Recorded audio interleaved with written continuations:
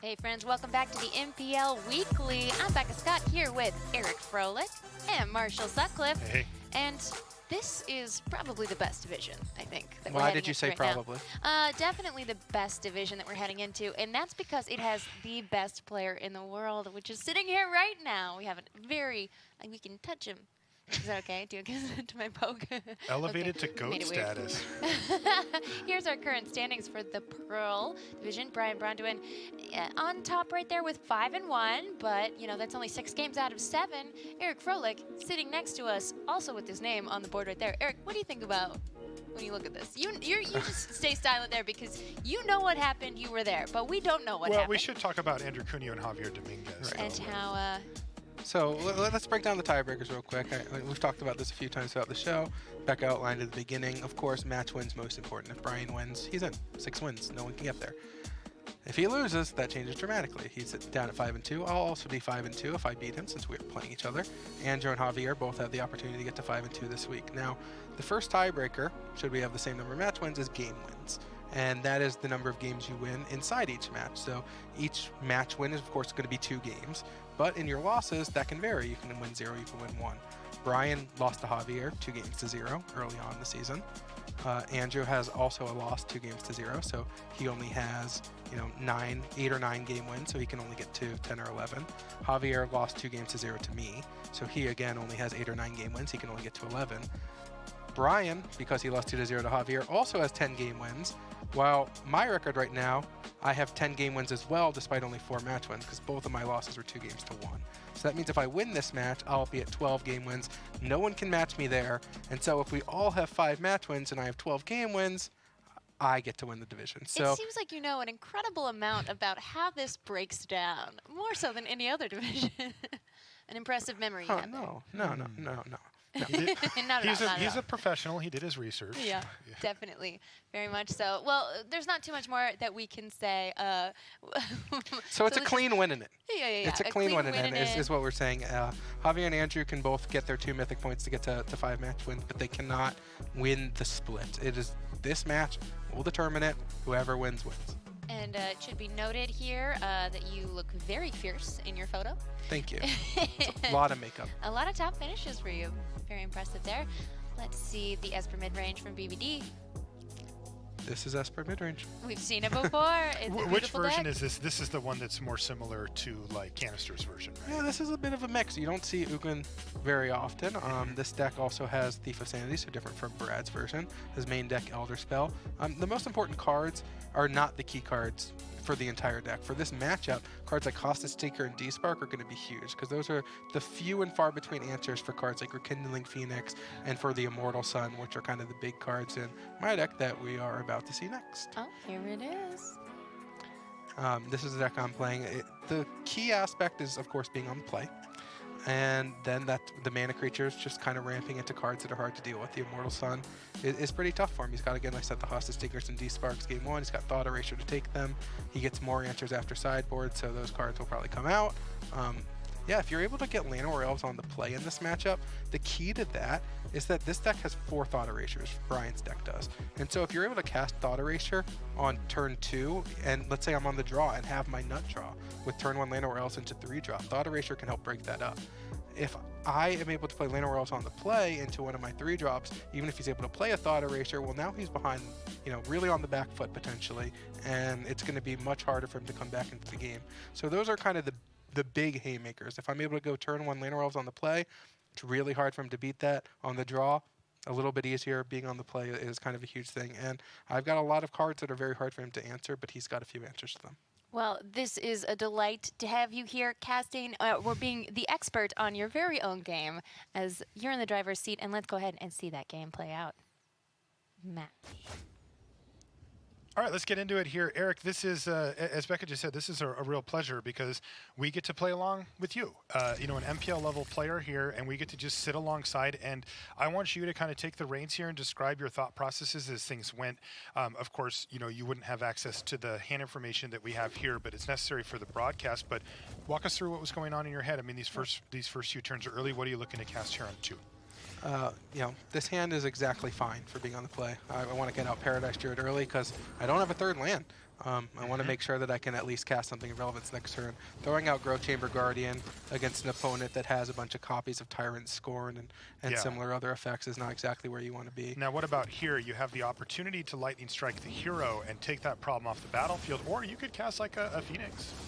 Yeah, I mean, the reason why I went with the Lightning Strike here is, again, we know that the hero can get out of hand, but if I didn't have another 2-drop to follow it up with, it would be a lot weaker. He's got a lot of ways to kill my creatures. If I tap the Paradise Druid, he could play something like Oath of Kaya. Of course, that means that I now have a Growth Chamber Guardian with 3 mana open, so that becomes a 4/4 and can start attacking. If he kills the Growth Chamber Guardian, then I'm kind of back in the same spot of being able to cast the Phoenix next turn. Now, this time he decided, of course, to kill that Growth Chamber Guardian, but thankfully for you, that left you with Paradise Druid because you didn't draw a land this turn, Right. and things could have gotten a little ugly there. But you did have a choice between Phoenix and Warboss here. Right, I mean, the Phoenix is just so powerful, especially him tapped out. If he didn't find a land here, I think the game's just over. But he has Hostage Taker. There's only 2 copies in his deck. As a card I really wanted to avoid having cast this turn. I've got... He drew both. Well, turns out he drew both, but I've got 5 answers in my main deck to kill. I've got more after sideboard, so definitely hoping to find one. If I'm able to find a land here, I can just cast the Hellkite and potentially start, going that route. Now I can't really do much of awkward anything. spot where if you play the Warboss, it's a little anemic here. Yes. So you might want to set up with Paradise Druid to try to get Hellkites going for the next 2 turns after that. Right, Paradise Druid is basically my only play here. I don't have any attacks. He can play a Phoenix on his turn, and things have kind of already spiraled. Yeah, now you're in that unenviable position in Standard where you're behind, and it doesn't seem like that's going to change reasonably. Right. So I need to find a land. Well, not at this point do I need to find a land because I have the 2 Paradise Druids, but the Hellkites coming down are fine. The problem is that with the way that this game is being played out, it's very likely he has some powerful 5 and 6 mana cards, and they're just going to be really good at this point. We haven't been able to get any pressure on him whatsoever. Don't have any Planeswalkers, don't have the Immortal sign ready to go. Yeah. So, because one of the things that, of course, you'll note when you're sitting in Eric's seat, but that might not be obvious, is that, BBD did not play a land last turn. He played Rekindling Phoenix off of the Hostage Taker, but that means that he has 5 spells in his hand going to 6 with his draw step. And, of course, when you're playing, you're keenly aware of those type of things, but it might not be obvious. And then there's a second Hostage Taker, and that has to be a real dagger, right? Again, you said you were hoping to dodge those, and he's only got 2 in the main, and somehow he's drawn both. right. And so, yeah, at this point I really need to find answers. The Hostage Taker are now behind and getting attacked. I don't really have a lot of mana to do the things I want to do, and it's just kind of a really bad spot. Yeah. Now, walk us through what happens if Rekindling Phoenix dies on BBD's side, given that it's not his card. So he'll get the token, which is going to be a token. During his upkeep, he can look in his graveyard to see if he has any Phoenixes. It's pretty unlikely he will. And so that thing will just kind of stick around as no one. Well, you finally got to get this Skargan Hellkite back on the battlefield, but Well, he still has one exiled with the Hostage unfortunately Taker. there's one, kind of waiting in the wings. But again, land number 5 not coming to BBD, but he's still being able to operate fine. Right. That does keep me in the game with a glimmer of hope. But, of course, need him to not draw land number 5 for kind of a lot more turns at this point. So finding the shock is a good draw. Yeah, because now not a great draw, but a good draw because it can allow me to actually take down the Hostage Taker. you can combo the Skargan Hellkite plus the shock. But the board is still Isn't that a great tough for spot. you, or no? Well, it lets me get another Hellkite. I could attack and trade my Hellkite for a Phoenix. That's not particularly great. I see. The Phoenix on the other side really doing good work. Well, the for, Guard Mage also coming down gives him 6 power and flyers to block. Of course. He's still above 20 life. Legion Warboss has looked pretty bad this game for the duration. Yes. It's not really a good play later in the game. Turn 2, it's great. Yeah. Turn 8, not so much. Another missed land drop somehow, though, for BBD. Yeah. Well, he's not drawing any extra cards. I guess he found one with the Elite Guard Mage, but his plays are pretty good. This looks like just a hero into Thought Erasure turn. Yep. Get rid of the Phoenix. Man, Thought Eraser's been good. Just a reason to play these colors. And the Surveil to the top is not a good feeling. So we know what's coming. You know that there's a land coming. Oh, good. More Legion Warboss. Exactly. Just what the doctor ordered. On this board, it's basically just 2/2 for 3 mana. Yep. That's exactly what it is. It has Oh, Mentor. You've got 6 mana available to you, so you still need 2 more to double activate a Hellkite, which is something you could start doing to clear away some of the flying blockers and get in. But again, that's not really a game plan at this point with only 6 mana. Yeah, I mean, we have the option to attack with both the Hellkites and the blocks or whatever, but also just the counter swing is pretty big, and all of our creatures are pretty anemic on the other side. Yeah. I mean, we can activate the Hellkite once. No, you're right, and you are down to 14 already. Any thought to just killing the hero? The hero is not particularly valuable on this board. I guess I'm just looking at it because it's the it's the highest value target that the what my thinking was at this time was that the odds of Teferi being cast next turn are extremely high. Yeah. He kept a card on top. He's got 5 mana cards in his hand. Teferi is the 5 mana card in his deck. So leaving the Hellkite activation open to be able to kill the Teferi was something that had some value there instead of just letting Teferi kind of do its thing. Much better than the But honestly, at this point, it's spiraled so far that trying to find a win, it's hard to imagine where that comes from. Like, once Hostage Taker is able to actually get full value and with, like, a very powerful creature, it's just, that's the tough card. And so at this point, I'm really was just hoping to draw the Immortal Sun and just give me a prayer. Shut down the Planeswalkers, which might shut down, honestly, all 4 cards in his hand for all I know. Yeah. And then maybe the Hellkite can really win me this game. I can just hold back with my 5/5. He's only got a couple answers left in his entire deck for them. Next turn, untap. I'll have the Immortal Sun drawing extra cards, and Hellkite can kill the hero and maybe some other things. And at that point, I'm going to start getting 2 activations, and I can win the game. I think that that's my path to winning. But without the Immortal Sun, the Teferis are just going to be too good. You have 2 Immortal Sun in the main? Yes.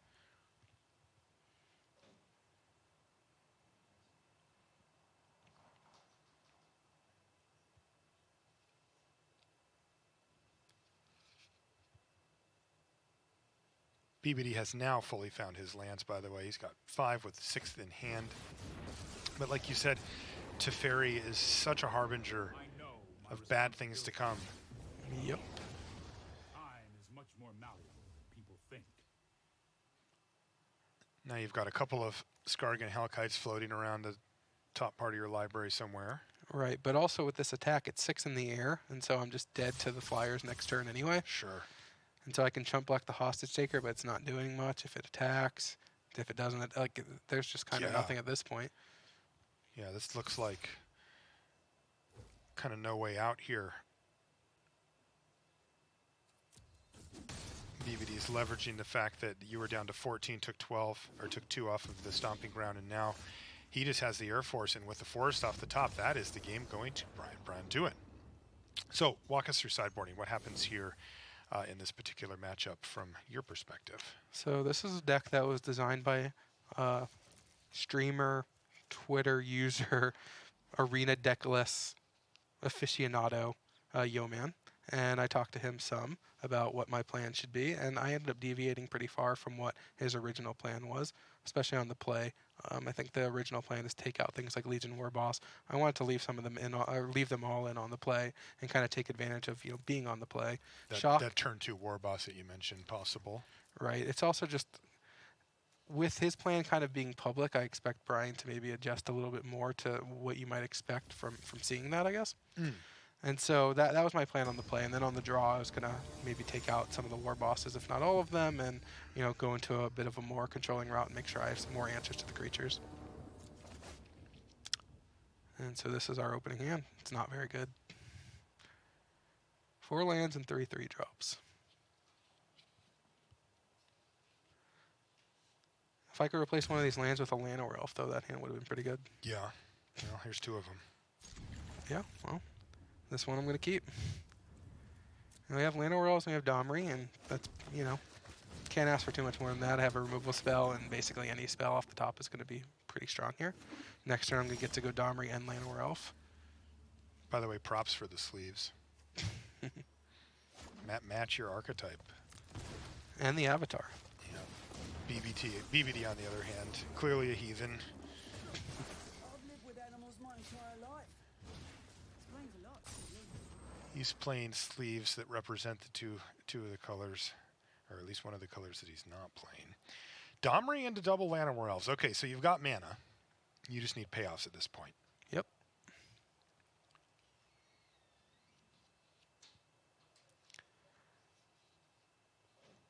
Is BBD just thinking about whether to cast Tyrant Scorn main phase?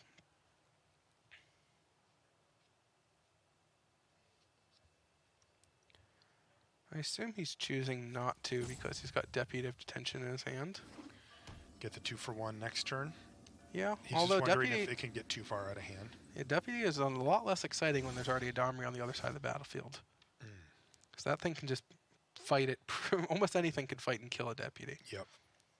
So this is interesting. Brian tanked for a little bit on his turn. He's got a couple cards in his deck that cost 2 mana instant speed. He's got Tyrant Scorn and he's got D-Spark. If I cast the Dragon this turn and he has D-Spark, he gets to use his mana extremely well. And it seems pretty likely that he has D-Spark, considering he chose not to cast Tyrant Scorn, which using it on a Llanowar Elf on his turn deprives me of that mana.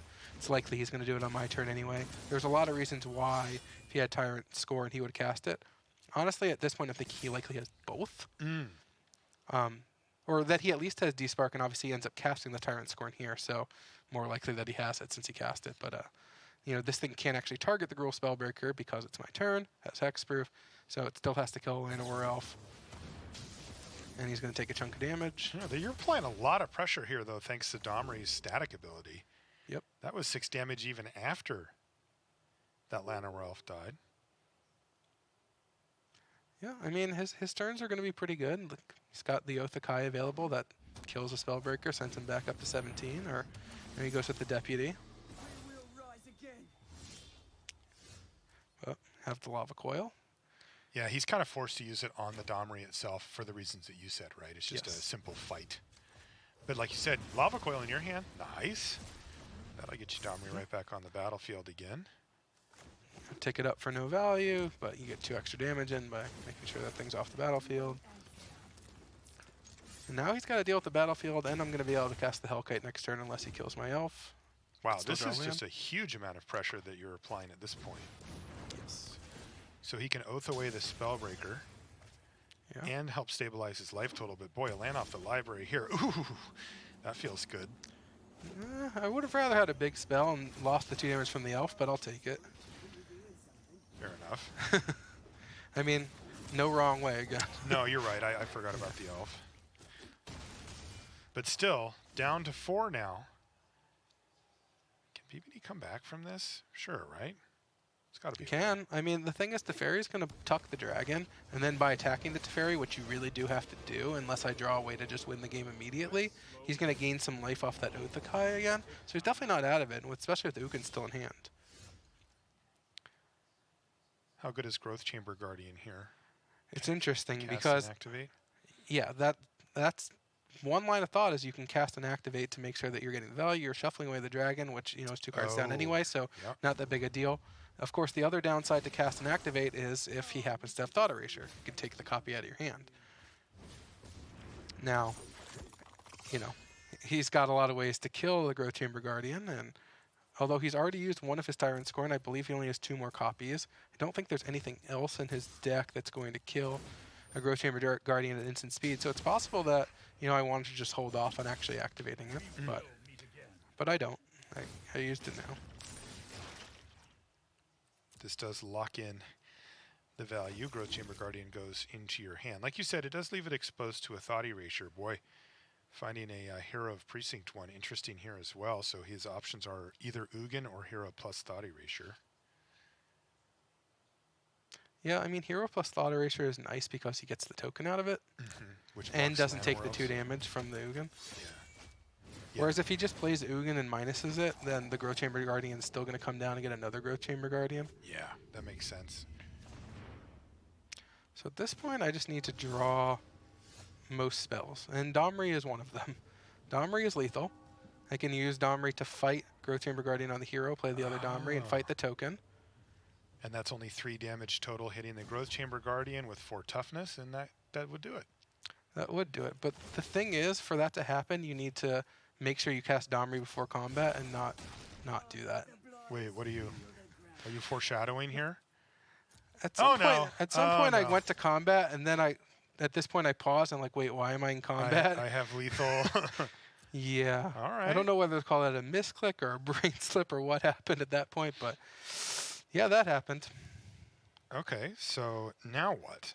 So now we have the decision of whether to attack with something like the Land of Worlds as well to trade, send him down to 1. The problem with that is if he's able to play an Ugin or a Teferi and handle the Growth Chamber Guardian, well, he's at 1 life, but we don't have him.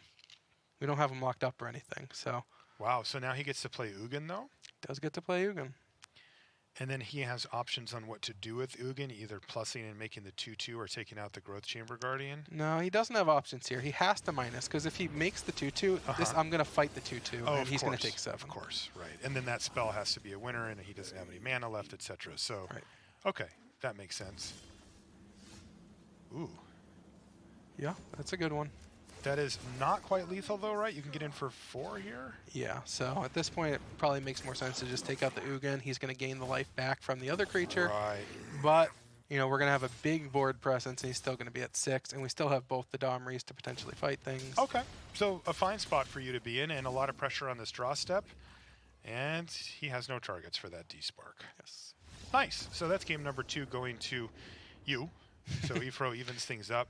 Boy, take it to the limit, huh? Game 3. Yeah, 1 game for, you know, 5 figures of equity, the chance to be into day 2 of a Mythic Championship without outplaying day 1. So just a small deal. Was it strange for you? Like, to, Yes. you know, because normally you'd be in the feature match area. Oh, yeah. You know, with lights on you and stuff or something like this. But You So got honey if on I your had lap. to guess of the 32 players in the MPL who experiences the least of nerves, I would guess it's me. I would too. I mean, I've 'Cause been you've in a lot of these spots extremely high pressure and situations. for yeah. 20 plus years throughout a multitude of things in my life. I felt a lot of nerves this week. That is funny. Is A it lot. because of the change of scenery?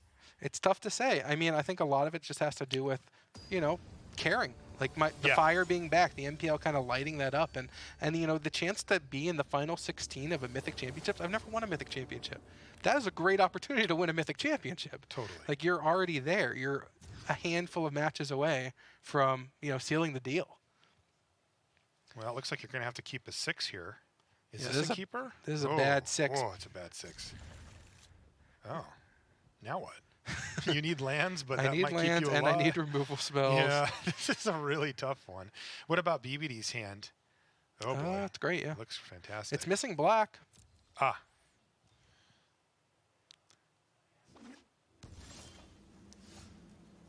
So you did keep the lava coil on top, it looks like. Yep, And he draws a black card off the top of the library, so that certainly gives you a chance. true. But Hero of Precinct 1's nice, but you came prepared for that, hence the lava coil. It's the worst draw on the deck with another Growth Chamber card. Yes, that is exactly what you don't want at this point, and he finds black mana right off the top of the library. Mm-hmm.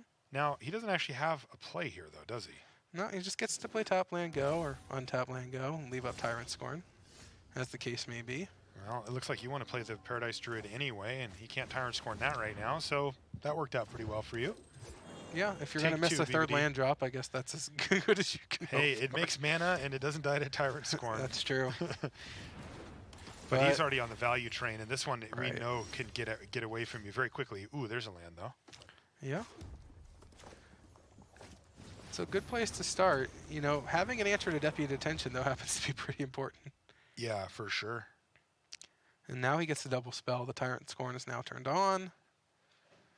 So he can take down Paradise Druid. And actually, that draw of Hostage Taker is great for him because it means he can play the Deputy Detention and really not worry about me having one of my removal spells, of which I only have, you know, I have 6 removal spells plus 2 Domries. But if I use one on the Deputy, the odds of the Hostage Taker living, which is even better for him, you know, go up dramatically. Of course, yeah, the Hostage Taker means that he gets to keep the creature rather than just have it go away. Deputy Detention, though, takes out the Rekindling Phoenix. Yeah, finding a mountain there is not helping things too much. We definitely need another land, definitely a green source, and it's got to come real soon. And Ugin means that there's not going to be much time for that to matter. How viable a plan is Vivian Reed at this point? I mean, not really one at all with Okay. Ugin on the other side to just kind of, you know, destroy anything. Yeah. Yeah, before that, maybe. Right. If we're able to play Hellkite this turn and attack the Ugin and then maybe follow that up with another Haymaker, yeah, maybe. It's a thing. When our turn is just evolve our Growth Chamber Guardian go. Yeah, that is pretty rough, especially when you already had another in your hand anyway. Yeah. No good attack here, I assume? No. Nope. Passes the turn back, and this looks like Brian Braun-Duin moving real close here to this Pearl division. Yeah, this game is not very close. I mean, just as Ugin a is snapshot, right. Yeah, it's just like if you just tuned in, you're like, oh, whoa, this isn't going well. Right. One person has more lands and as many cards and a planeswalker and 4 creatures. He also has more life. Just Okay. hostage. I have more taker. hair for now. You do. You also have a much stronger folded arm stare down. Really? Yeah. Thank you. Look at his. He looks kind of nice. Like, I'm like, oh, hey, that guy's Yeah. cool. I'm like, whoa. This guy means BBD is just too business. nice a guy. Yeah. So what do you think about this board state? I think I'm going to scoop. All right. So tough luck there, Efro. Congratulations, of course, to Brian Braun-Duin, though he is your Pearl champion. And that leaves us with 4 people moving to the top 16. You're just going to have to do it the hard way at the Mythic Championship. Done it before. There you go. Yeah, I'm sure it won't be a problem, and I'm excited to see how you play in that Mythic Championship, which is going to be awesome. Coming up in 2 weeks, so make sure that you tune back in for that. But wow, Brian Braun-Duin taking away Pearl. That was an impressive victory, and here are our standings. You can see right there, 6-1. Good for Hard to him, beat. too. He's the only one that really cleared himself from the field after it was done. Yeah. 6-1. Very impressive stuff from BBD as well. Also, man, both BBD and Brad Nelson. Normally, that would be a point that they could brag, right? They could be, well, I am a Mythic Championship division winner and you're not. Brad, of course, with the 7-0 will lord this over him relentlessly, but still he can say, hey, we both got it. Is that something that's intimidating when you're facing down a player, or you don't think, oh, we do have the quote from Brian Braun-Duin? Hold on that question. I took winning this split extremely seriously, automatically advancing to at least the top 16 of the next MC, plus all the points earned for each win along the way is an enormous prize. I made it a priority to test a lot and adapt to the changing metagame, and I think it paid off pretty well. I think it paid off pretty Yeah, well. I think He's brushing so. his shoulder off over there. Nice work, BBD. Well, that's nice that, put in the work, and it will hopefully pay off. Or your opponent just doesn't draw that second green mana source that they need in game 3. Ugh, tough time. And your voice definitely had a more somber tone in casting this final game here. Don't know if you know. It's a little different when you feel like I can predict what's going to happen. Yeah. You're like, anything could happen here. But congratulations again to BBD. Now we do have a summary of Pearl coming up from you from Rich Hagen. Rich Hagen here with a quick tour of Brian Braun-Duin's highlights on his route to becoming Pearl Division champion. Perhaps this was the moment that BBD's path to the title was most precarious. Already 1-0 down to Shahar Shenhar in week 1, Shahar used Oath of Kaya to kill Narset Parter of Veils. -3 on Teferi Time Raveler returned the Oath of Kaya, and when he recast it, Liliana Dreadhorde General was gone as well. But everyone needs a bit of luck, and BBD ripped a replacement Liliana from the top and would go on to square the match at 1-1 before romping away with the decider, thanks to token support from Hero of Precinct 1 and more tokens from Liliana Dreadhorde General, who'd really delivered for BBD in his opening match. Following a week 2 loss to Javier Dominguez, BBD faced John Rolfe. And this match has one of my favourite turns in the whole 5 weeks of action. Rolfe is way ahead, adds Sarkhan the Masterless, and sets Teferi well and truly on fire. It's all John Rolfe. And then this. BBD casts Teferi Time Raveler. It's got 4 loyalty. And then he casts the Elder Spell. Sarkhan the Masterless dead, Narset Parter of Veils dead, Teferi Time Raveler dead, BBD's Teferi Time Raveler 10 loyalty. Absolutely disgusting. Isn't Magic great? Well, week 3 was the second double duel week in Pearl, and his first match was against Andrew Kineo running Bant midrange. The pivotal moment of the match came when Kineo launched a fateful attack. BBD had D-Spark at the ready to kill off Trostani Discordant and create 2 more blockers. From there, the Teferi emblem could go to work and BBD would claim the match 2-0. Having drawn level with Kineo at 3-1, BBD would round out the week against Player of the Year Luis Salvato, who was really struggling. Another match, another win, BBD was at 4-1. In week 4, next up was Hall of Famer Xi Chen. Here's the best bit of game number 2. And you see those Llanowar elves, BBD doesn't play green. That's right, they're sitting there thanks to Thief of Sanity. That same Thief of Sanity attacks and gets to steal negate from Lee. Now, BBD goes after Lee's Nissa who shakes the world with D-Spark. Lee has negate. You know who else has Lee's negate? BBD. That's Lee's Llanowar elves and Lee's negate combining to negate Lee's negate. Sick beats, or whatever the kids are saying these days. And so it came down to Eric Froehlich in the final week, and it all came down to a deciding game 3. The backbreaker came when Hero of Precinct 1 was followed up by Hostage Taker, eliminating Froehlich's large Growth Chamber Guardian. Against an incredibly powerful board state, Froehlich could do nothing. BBD won the match, and with it, the title. With his win, BBD is guaranteed a spot on Day 2 of Mythic Championship 3 in Las Vegas, Nevada, and 12 valuable Mythic points towards his season total, with seats at the World Championship at the end of the year for the top 4. Congratulations to Brian Braun-Duin, the Spark Split Pearl Division champion. Yes, that's right. One more congratulations to Brian Braun-Duin, but also congrats to you, Eric Froehlich, for getting your 8 Mythic points there on the board. Yeah. That's not nothing. It's 8. It's 8.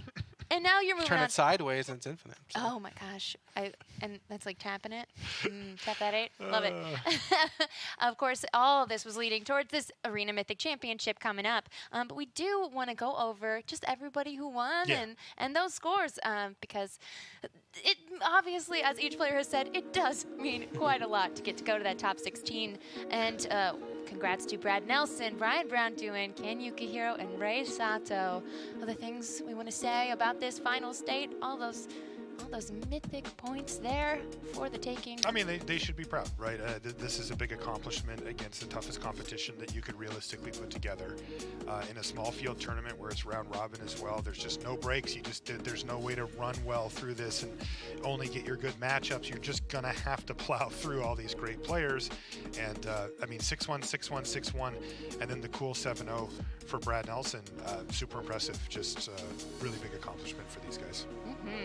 And this our MPL Weekly and the Spark Split is a new format we're trying out, so it was really cool to be a part of this. We do have more future in the rest of 2019 coming up, so that's going to be really fun. And August 3rd is when we start the next split. But of course, that will be after our Mythic Championship 3 in Vegas. The core split? It's the core split. So we're not sparking anymore. No, we're ready. We're getting into it. Core split. Getting into the core. Do I need to do like core workouts? Yeah, you're going to have to do some I'm a little behind. Okay. Yeah, it's a lot of app work there, for sure. All right. We'll expect it from all the MPL players and then a pie eating contest. Oh, finally. I'm in for one of those two things. Amazing. Can do 2 of those and no core contests. Absolutely. Well, thanks so much to you both for being here. Thanks to all of you at home for watching. And please tune in for June 21st to 23rd for our Arena Mythic Championship. We'll see you then. Bye.